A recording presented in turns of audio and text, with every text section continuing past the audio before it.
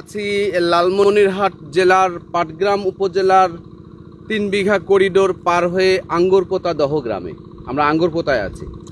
এই যে পিছনে যে ধান চাষ হচ্ছে, এটি আসলে হচ্ছে সাকোয়া নদী।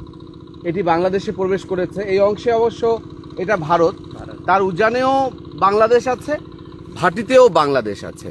বাংলাদেশে এই যে চা বাগানটা, এটা বাংলাদেশের ভিতরে, পাশে একটা ক্যাম্প দেখা যায়, এটা ভারতের ক্যাম্প।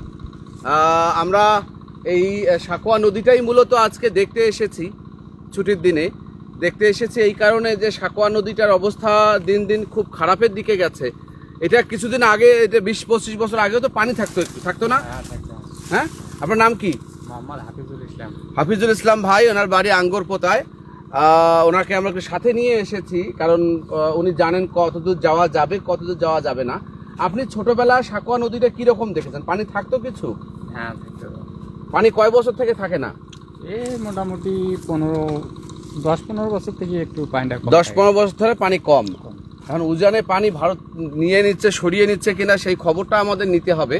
এই চা বাগান, চা কিরকম হচ্ছে? ভালোই দেখছি এখানে। হ্যাঁ, চা ভালো হয়। ভালো হয়। এখানে কতগুলো চা বাগান আছে? এরকম অনেক চা বাগান আছে, এটি আছে, ওটি আছে। বাংলাদেশে অনেক চা বাগান আছে। আচ্ছা, ঠিক আছে, ধন্যবাদ ভাই আপনাকে।